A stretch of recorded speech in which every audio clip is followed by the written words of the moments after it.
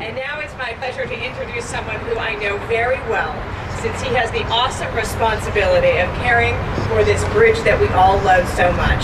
He also is responsible for ensuring the safe crossing of our Bay of San Francisco in cars, people on buses, in ferries, on bikes, and on foot.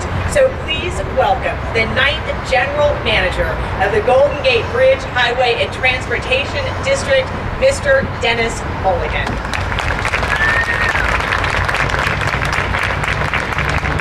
Thank you, Janet. It's a pleasure being here today with all of you to celebrate this momentous occasion. Over 75 years ago, people said this bridge could not be built. Not only was it built, but it's been cared for over these many decades. This construction and stewardship did not happen on its own. It's taken the ingenuity of engineers, the design efforts of architects, and the hard work of men and women of labor. This bridge has stood the test of time and weathered the harshest elements, wind, fog, and even earthquakes. Those who operate and maintain this national landmark have been a continuous force, fortunately for all of us. Whether painting, repairing, retrofitting, or operating the bridge, this courageous and dedicated group of men and women work non-stop 24/7 and bring a tradition of public service to all of us, a tradition that we can all be proud of and emulate. Today, representing this tradition, we have the families of some of the original engineers as well as some of the gatekeepers, past and current bridge workers. I will now introduce the relatives of those who created this fabulous bridge. Any project like this is a team effort. It's never one individual. It takes civic leaders, it takes political will, it takes money, it takes creative people, and it takes tremendous amounts of hard work. I would ask that you hold your applause until everyone's been acknowledged, because I know you've been sitting here for a while. We're very pleased to have, and your hands are probably tired. We're very pleased to have descendants of the original chief engineer Joseph Strauss with us today. We have Lorena Strauss-Bance. We have Lee Hamill. We have Drew and Eric Gottlieb. We're also fortunate to have descendants of the chief resident engineer that did the construction, Russell Cohn. Two of his granddaughters are with us today, Lucinda and Christine Cohn.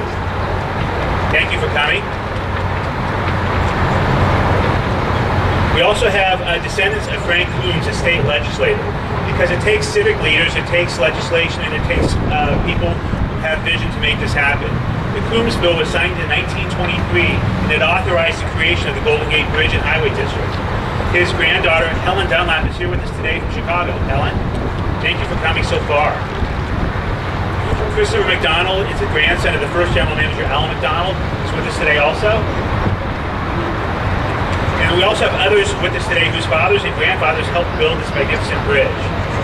Back then, unfortunately, it was mostly men that did the construction. Today, things have changed radically.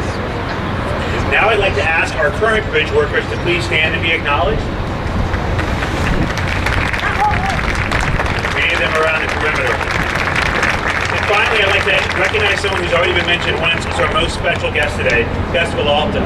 Gus, we're very pleased to have you here. You were a teenager back in the day when you worked on the bridge, and you're one of our biggest fans. And we're blessed that you joined us here today, so thank you, Gus, very much.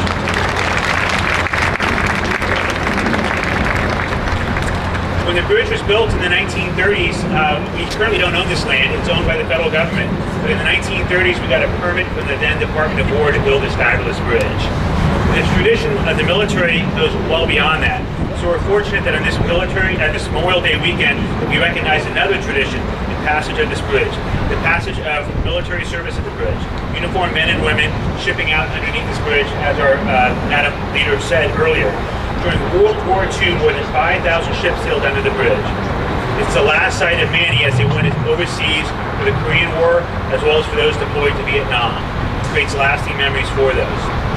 Add to these historic links, as the Golden Gate Bridge was opened in 1937, back in the day, they had a grand naval parade. They brought thousands of sailors to San Francisco for a week-long celebration.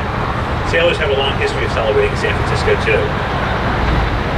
Today, reflecting on this history and tradition of military service and the passage of military vessels below this bridge, we're pleased to announce that in about a half hour, the destroyer vessel USS Decatur will pass underneath the Golden Gate Bridge. It's arriving here in the Bay Area for a change of command ceremony.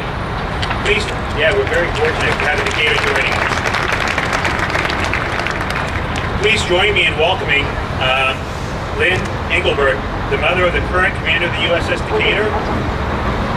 Way in the back, thank you, waving. You should be proud.